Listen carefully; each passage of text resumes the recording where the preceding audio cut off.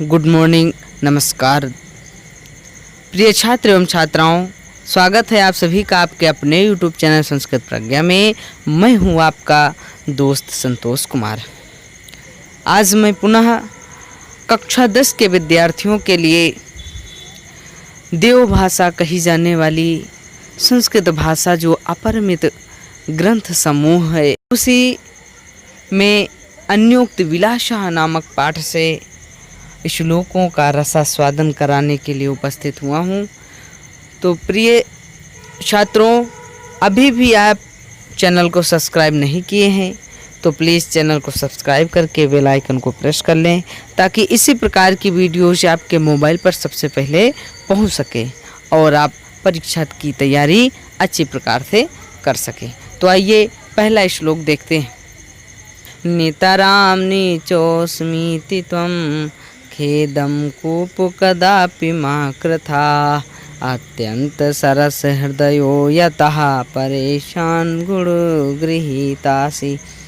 श्लोक का भावार्थ इस प्रकार से है कि नितराम नीचोऽस्मीति त्वं खेदम कूप, हे कुएं तुम अत्यधिक गहरे हो, अत्यधिक नीच हो, बहुत गहराई में हो, इसलिए तुम अपने मन में कभी खेद मत करना, दुख मत करना।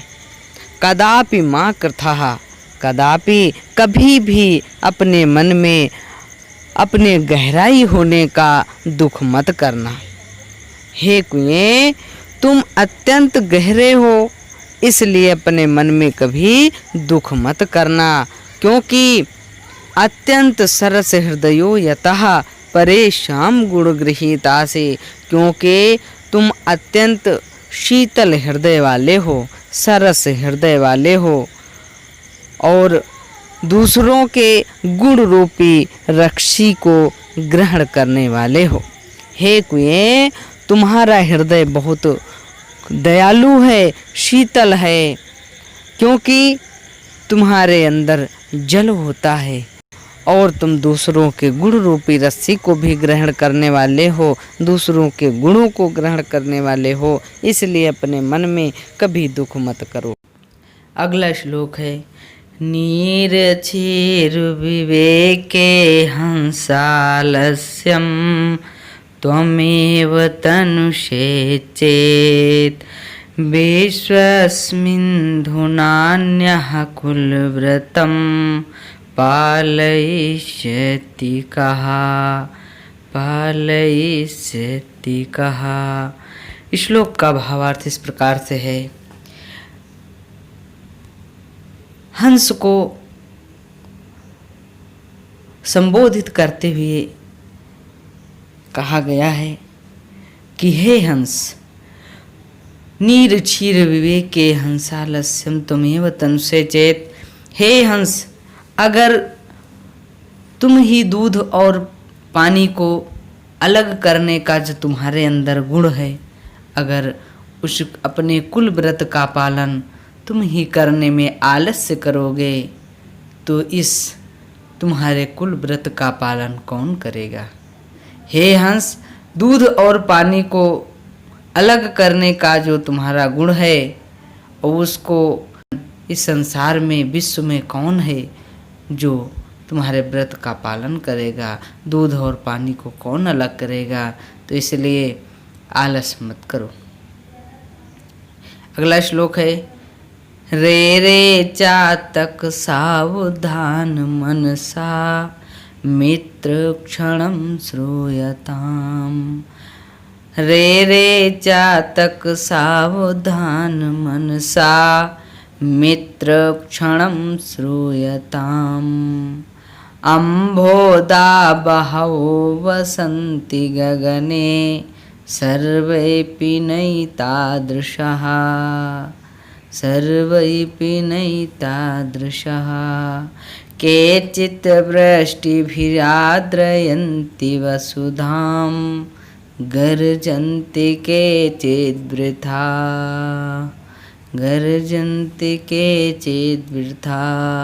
यम यम पश्यसि तस्य तस्य पुरतो मा ब्रूहि दीनं वचः। मां ब्रूहि दीनं वचः। श्लोक का भावार्थ है, इस श्लोक में चातक पक्षी को लक्ष्य करके बताया गया है, उपदेश दिया गया है कि रे रे चातक सावधान मनसा मित्र क्षणम श्रूयताम। हे चातक मित्र, हे मित्र चातक, सावधान मन से एक क्षण मेरी बात को सुनो। हे मित्र चातक, सावधान मन से एक पल एक क्षण मेरी बात को सुनो कि अम्भोदा बहवो वसंति गगने सर्वे अपि नैतादृशः। अम्भोदा बादल बहुत से आकाश में हैं, आकाश में बादल बहुत से हैं, लेकिन सभी एक समान नहीं होते, क्योंकि केचिद वृष्टि भी आद्रयन्ति वसुधाम गर्जन्ति केचिद वृथा। कुछ तो वर्षा करके पृथ्वी को गीला कर देते हैं और कुछ बेकार में ही गरज कर चले जाते हैं। यम यम पश्यसि तस्य तस्य पुरतो मां ब्रूहि दीनं वचः। हे चातक पक्षी, तुम जिस जिस को देखते हो उस बादल के सामने अपने दीन वचन को मत प्रकट किया करो, दीनता मत दिखाया करो, क्योंकि स्वाति नक्षत्र का ही जल ग्रहण करने वाला चातक जितने भी बादल को देखता है सबके सामने अपनी चोंच को फैलाने लगता है। इसलिए चातक पक्षी को संबोधित करके बताया गया है कि हे चातक पक्षी, सबके सामने अपनी दीनता मत प्रकट किया करो, क्योंकि आकाश में बादल बहुत से उड़ते रहते हैं, बहुत से आते जाते रहते हैं, लेकिन सभी बादल जल देने वाले नहीं होते। कुछ तो वर्षा करके पृथ्वी को गीला कर देते हैं और कुछ तो बेकार में ही गर्जना करके चले जाते हैं।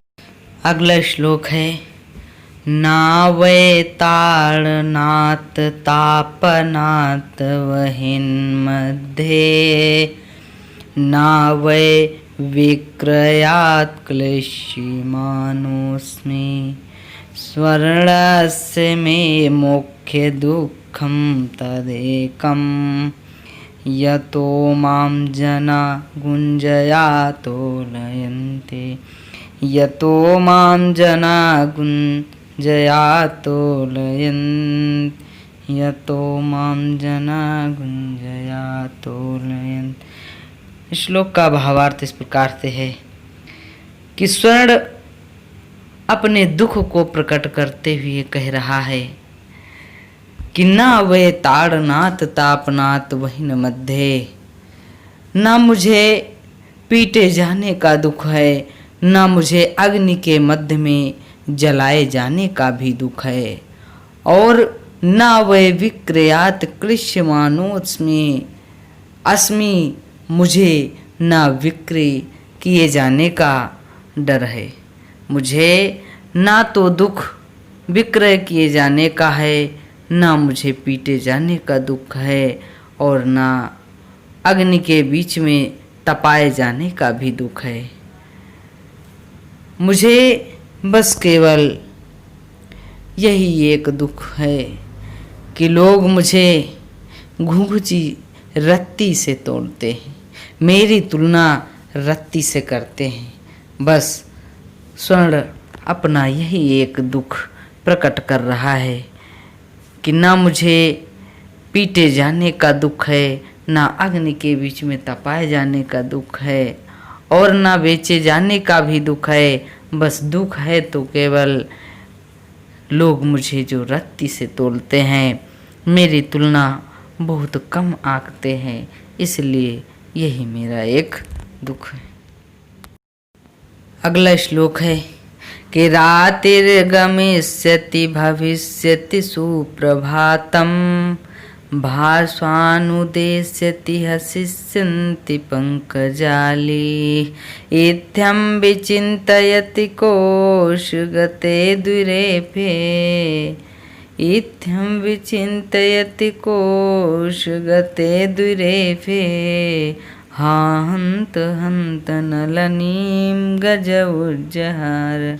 विद्यार्थियों, इस श्लोक का भावार्थ इस प्रकार से है कि एक भंवरा कमल पुष्प पर गुंजायमान करता हुआ उसको यह नहीं पता चलता है कि रात्रि हो गई है, मुझे उड़ जाना चाहिए, लेकिन वह उसी पुष्प में पराग कणों का रसपान करते हुए मदमस्त बैठा रहता है और रात्रि हो जाती है। कमल पुष्प अपनी पंखुड़ियों को समेट लेता है, अर्थात पुष्प बंद हो जाता है और उसी के अंदर वह भंवरा बैठा रह जाता है। अब जब पुष्प के अंदर भंवरा बंद हो जाता है तो वह विचार करता है कि चिंता करने की कोई बात नहीं है, धीरे धीरे रात्रि व्यतीत हो जाएगी, बीत जाएगी और कल सुबह होगा। कल भगवान भास्कर का उदय होगा और यह कमल पुष्प पुनः विकसित हो जाएगा, खिल जाएगा और मैं यहाँ से निकल जाऊँगा।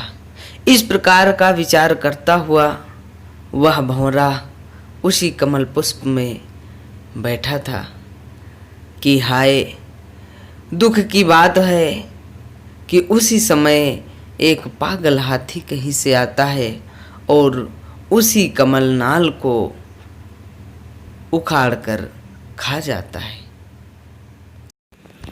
अगला श्लोक है कि कोकिल्यापय दिवसान तावद विरसान करील विटपेश यावन्न मिलिदलिमालः को पिरसालः समुल्लसते। कोकिलयापय दिवसान तावद विरसान करील विपटेषु। श्लोक का भावार्थ इस प्रकार से है कि कोकिलयापय दिवसान तावत विरसान करील विटपेषु। इस श्लोक में कोयल को संबोधित करते हुए बताया गया है कि हे कोयल, जब तक भंवरों से युक्त आम के वृक्षों में आम फल नहीं लगते तब तक अपने इन नीरस दिनों को करील वृक्ष पर ही बिताओ। हे कोयल, जब तक भंवरों से युक्त आम वृक्ष पर नहीं लगते, नहीं फलते, तब तक अपने इस नीरस दिनों को करील वृक्ष पर ही बिताओ। अर्थात हे कोयल, जब तक अच्छे दिन, सुख के दिन नहीं आते तब तक अपने इन नीरस दिनों को किसी प्रकार से व्यतीत करो। विद्यार्थियों, आज इतना ही। फिर अगले दिन नए टॉपिक के साथ आप सभी के समक्ष उपस्थित होऊंगा। तब तक के लिए नमस्कार। नमः संस्कृताय जयतु संस्कृतम, वंदे मातरम। जय हिंद।